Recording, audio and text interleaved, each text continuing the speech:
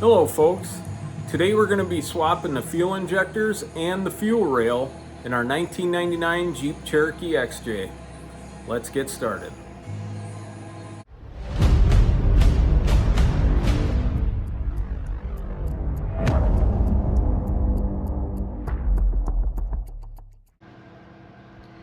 Alright folks, so to give you kind of a lowdown of what I'm doing and why, I already installed new 4-hole injectors. I did the 4-hole injector upgrade from Auto Precision. These are Bosch 4-hole fuel injectors. The fuel rail was stock when I did it. I wasn't comfortable how the new injectors went into the stock fuel rail. In 5 of the 6 holes, they went in great. There was one hole where it just, the fuel injector, no matter I lubed it, did whatever, it just would not go. It was this one right here, number 2. So I went to summitracing.com and I picked up this stainless steel fuel rail. So we're going to be putting our new 4-hole injectors back, or taking them out. We're going to install them in this new fuel rail here. So that's what we're going to do today, folks. So to just kind of give you a little bit of a tutorial how we're doing it is, first off, you remove your front hose here and then your back one here to get it out of the way. Then we have our throttle body. We're going to disconnect. Well, we already first disconnected the battery. That's the first main thing we want to do. Then we disconnect this here. We disconnect this one by pulling it gently off. Don't want to break anything. And then this one here, we're going to pop off with a screwdriver. You just simply pry it in there and it pops off. Then there's 10mm bolt here, and then I believe there's 1 or 2 here, and that's going to take this throttle cable assembly off. And we're going to move that up out of the way. So let's get that done, and we'll be right back. All right, folks, so we got the throttle cable assembly up out of here. We got them out of these clips here. We're gonna pop this one out of here, and that should be good to get out of the way for you. The next thing we want to do is take off our cap here, and this just unscrews.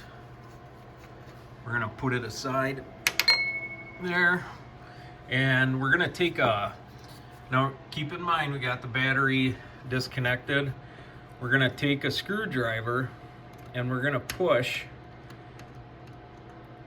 and get all the fuel pressure out of our rail. And we got a rag underneath to catch the fuel. And just a little bit of leak out of there. Then we got this clip on our fuel line, and that's gonna come off. Just gonna take a screwdriver, pry that up and out of the way, and we're gonna set that off to the side. Then I picked up this fuel line disconnect kit from Harbor Freight. We're gonna use a 5/16. We're gonna come in here like this. Sorry, I'm doing this one-handed. And you just simply press it in there, and then our fuel line comes off. And again, we want to put a rag under there, and we're going to come back and disconnect our wire harnesses. Be right back. Okay, folks, so as you can see, I zip tied my fuel line here to my power steering pipe there. As you can see, I put a piece of tape on the very front one and a piece of tape on the very rear. And the reason we do that is because these first 2 and the back 2 are kind of entangled. The harnesses are. So it'd be very easy if you were to just pop all these off to sit and wonder which one of these goes where. So what you do is you pick up on this clip here, and these break. It's just the nature of the beast on these old Jeeps. And you squeeze this and it pops right off.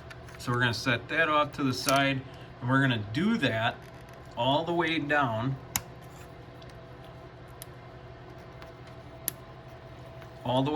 these, and then you're going to have 4 more 10mm bolts that hold your fuel rail in. So we're going to get these harnesses off. We're going to take these 4 10mm bolts out. A couple of them are deep well, and then we'll be able to pull the fuel rail out of here and sneak it out, and then we're going to get it on the bench.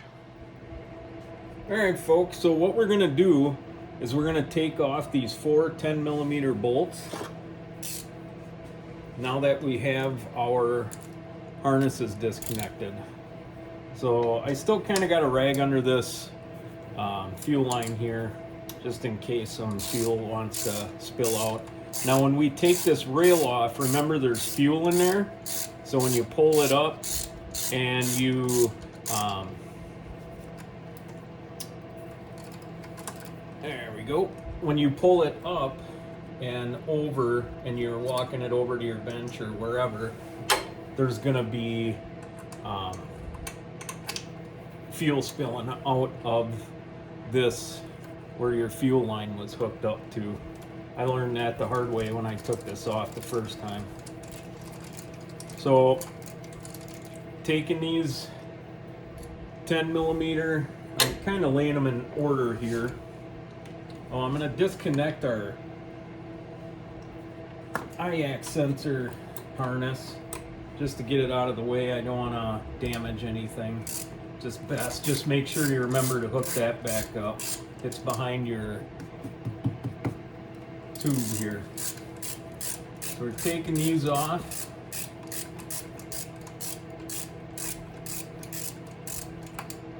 There. So we got a shorty, we got a long one and on a stud, we got another shorty, and then we have a stud. There. And then we got one right back here. That's got a little bracket on it.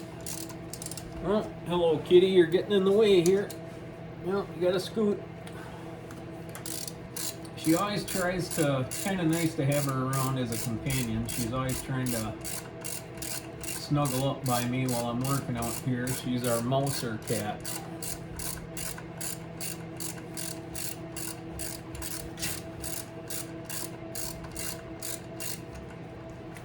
Okay, it's got a nut on it, and then it has a stud below it because that's what holds that bracket. Got that. Set that off to the side. And now we can get to that nut.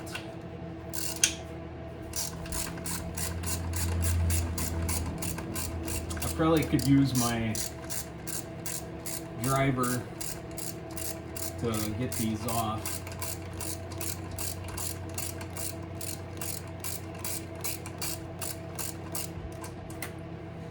Get that pulled out of there. All right. So I'm gonna stick this back in, however it went. Okay, all that set off to the side. So now what we're gonna do is we're gonna pull up on our fuel rail here and take injectors and all. Oh, got some fuel spilling out here already. Got that going down the manifold. I don't like that. Get that out right away. There. Before we go over to the bench, folks, what you want to make sure is that you did not leave any O-rings behind in your manifold here. And then there's ways you can clean those out. Me personally, I took a shop vac that had a tube fitting on it, and then I rested it right by the hole and then I took some brake clean on or carb cleaner, I'm sorry, on a Q-tip, and then I went around and cleaned that out while I had the vacuum sucking that out, because carbon does build up in there. I'm going to take you over to the bench and show you why some of the injectors stayed in there. This is one of the original injectors we took out in the first place, and they have a clip, and the clip clips onto the injector and onto this.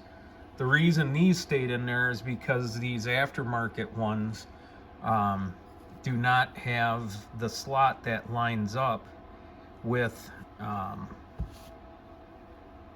the clip to attach it to the fuel rail. That's why those stayed in there.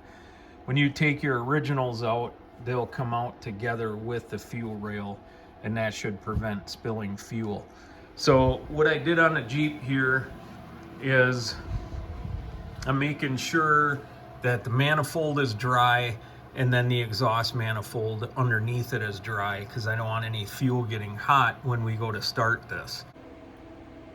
All right, folks, so thankfully I was able to get that one stickler back out of the fuel rail here. I wanted to be gentle with it. I didn't want to break it, crack it, wear it down or whatever, and then have a premature leak or something like that, because that really would have sucked.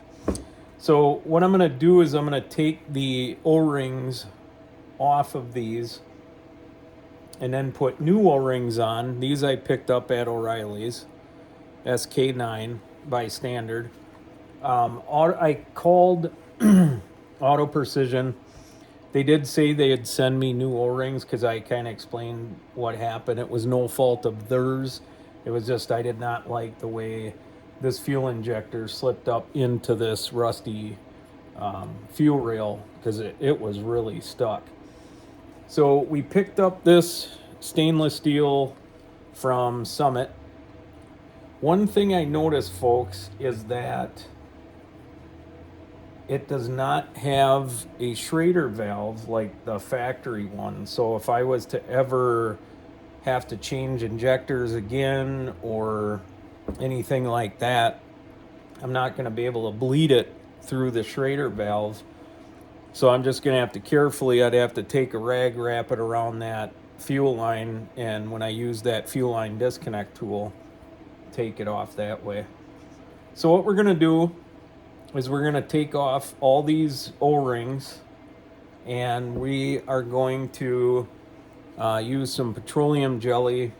We're going to wipe it around the new O-rings, get them up inside the fuel rail here, and go that route. So one note I wanted to make is if your fuel injectors are super stuck inside your fuel rail, you can feel free to take some silicone lubricant or something like that and spray down in there and kind of work it out, and that should come right out. So feel free to do that as well. So I'm going to let's start with one. So we're going to take our old, and there is not a top and bottom to these like there is in some of them I've seen, like different size O-rings. These are all just standard regular O-rings. And what we're going to do, we're going to take them out of there like that. And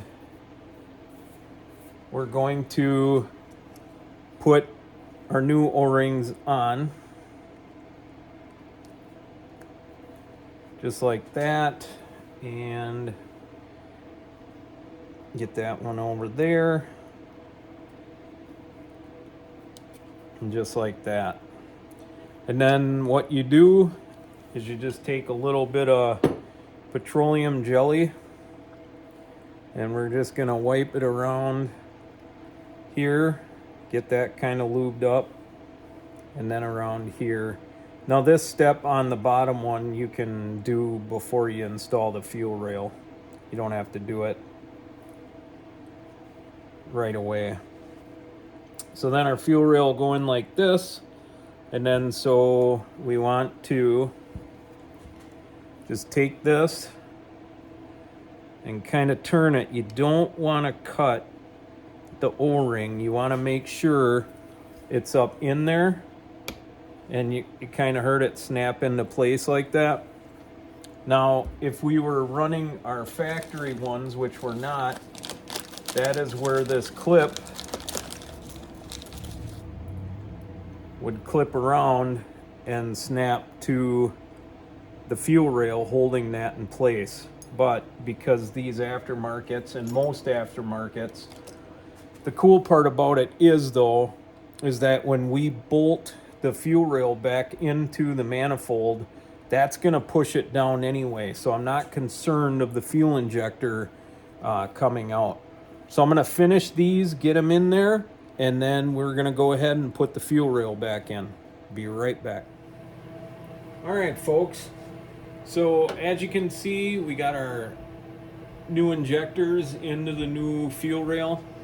When you get them in, they should be able to turn, and they snapped up in there nice.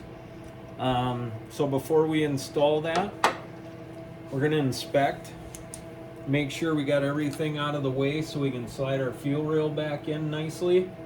And then we're going to re-inspect our holes in the manifold. We cleaned them out, make sure no O-rings were left behind. Count your O-rings, and because you do not want to have any obstructions or any leakage. So that's very important. So we're going to go ahead and slide our new fuel rail in and new injectors. Remember when we pulled out the old fuel rail, fuel spilled kind of in here? Make sure that dries off.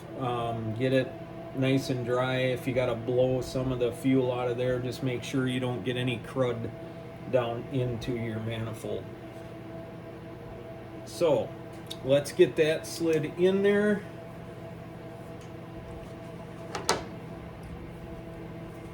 So we're going to get our harnesses out of the way, like so.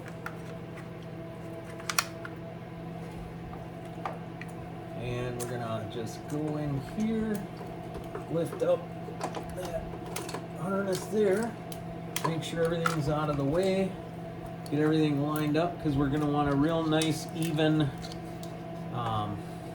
when we press these in, we're gonna want it nice and even and up in the air, so we go straight in, make sure everything's out of the way, and get it in there. All right, folks, so we got the fuel rail in. I was having a little bit of difficulty at first, so I had to get up on a ladder and kind of work them in. And once we got them bolted down, you'll be able to move these around back and forth. All right, folks, before we go any further with the video, I just wanted to make a disclaimer and make a point. When I was seating that fuel rail in, feel free to lift, rock it forward, get it down in there. You want to make sure that your O-rings are bottomed out down at the bottom. You should not be able to see your O-rings once you have that seated. So don't count on just bolting down your fuel rail and expecting those injectors to suck down in. I just wanted to make that point because you don't want to have any leaks, and I didn't want to put you under false pretense that if you bolt those rails down that you're good to go. You've got to have those fuel injectors bottomed all the way out in the bottom of that where that manifold is. So please make sure you can't see your O-rings. You shouldn't be able to see them anyway. And once you have that fuel rail seated, you should be able to turn those fuel injectors to get them down, but just make sure your tops don't leak down because you don't have those clips on there anymore. So thanks, folks. Yeah, you can cut it out. Cut my thanks. So I'm gonna go ahead and got the shorty, the long one, shorty, and then the long one with that bracket. We're gonna go ahead and bolt them down, and then we're gonna get our harnesses back on.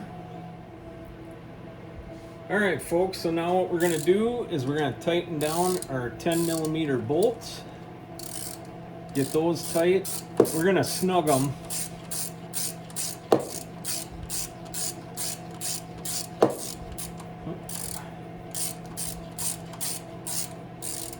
There, and then we'll we'll go back and forth.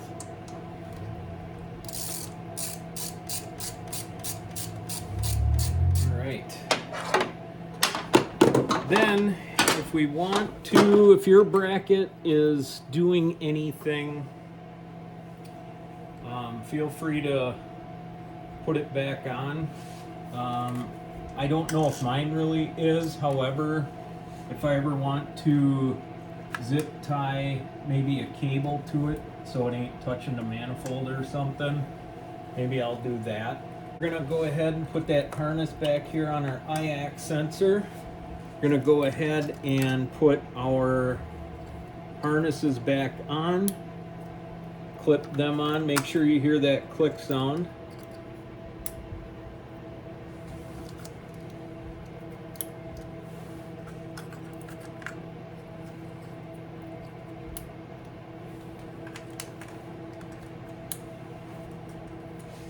Like I said, if your red clips fell off, then so be it. Then we'll hook up our pipe here without trying to break them. These are brittle. Be careful. I've had to modify this one a couple times because they break, they snap, especially when it's cold out. And then what we will do is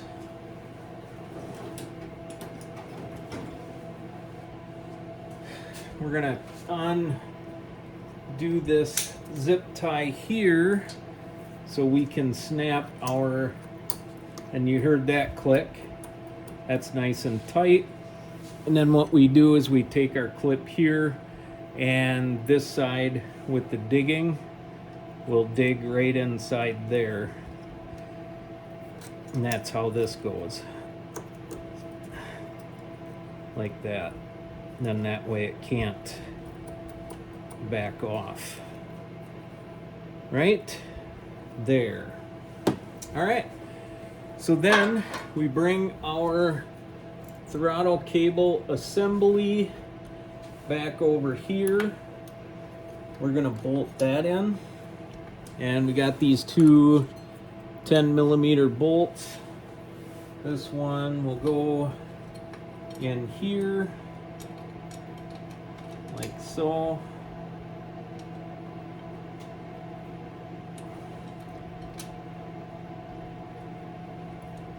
Get that started.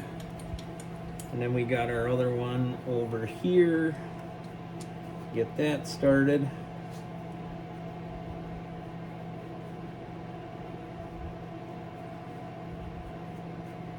Don't want to drop those. You want a wild goose chase. So then we're going to tighten them down. Got that tight. Then we're going to want to slide our cables back on. So we got this guy that clips on there. We got this guy, lift up on it here. That one clipped there. This guy snaps back on that ball. And you want to make sure they are on there. Inspect everything. Make sure nothing's resting on the manifold, any wire harnesses, cables, anything like that. And then we want to hook this up without disturbing my cobble job here. Got that's nice. We're gonna put our cables back in on top of the valve cover, and that should do it. What we're gonna end up doing is I'm going to hook the battery back up. I'm just gonna put the terminals onto the post because I want to cycle the key a couple times, It's nice to have somebody in the Jeep doing that for you while you have a flashlight and while the fuel rail is filling. Not start the Jeep, but just put it in the on position, and then do that like a few times, a whole handful of times, to get fuel up in there, and then you can sit and watch and make sure there's no leaks. All right, folks, so I had my wife in there. She was priming the system by cycling the key with the battery hooked up, and then now she has the key out. We're gonna do a procedure here to we're gonna relearn the PCM, and then that way it should take care of any stumbling right away, or hopefully it does. It may take you a few times driving this to for everything to relearn and the air to get out and everything, and then you should smooth it right out. But hopefully by doing this procedure right away, we're gonna see instant results. So we're gonna take our positive and negative of our terminals, and we're gonna touch them together for 30 seconds. All right, so we're gonna go ahead, we're gonna hook our cables back up. We're gonna get these tightened up here real quick.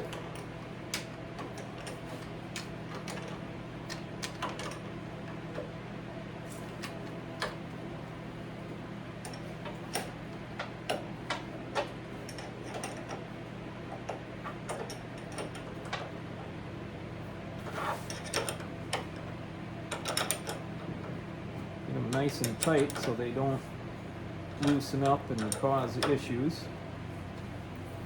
All right, so now what I'm going to have my wife do, can you hear me? So what I'm going to have her do is put the key in the on position. She's going to pull the headlight switch out for a couple seconds. She's going to push the headlight switch back in, turn the key in the off position, pull the key out, and that should relearn the PCM, or the PCM will relearn and vice versa. So I'm going to have her go ahead and start it.